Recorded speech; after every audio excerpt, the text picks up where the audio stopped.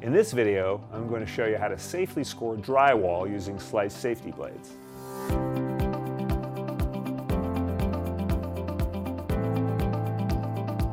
We've had a lot of requests about scoring drywall with slice safety blades, so I'm going to quickly demonstrate that using one of our new tools, the slice folding knife with a pointed tip 105/28 blade. You could also use the rounded tip 105/26 blade. It's a much safer alternative than using traditional blades that are very dangerous. It's easy to score your drywall.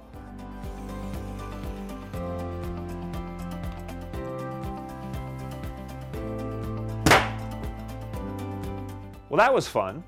So keep in mind, use slice safety blades instead of these more dangerous traditional blades if you're cutting drywall and scoring drywall. Thank you for watching, and please check out our other videos for plenty of applications of safe cutting using slice safety blades.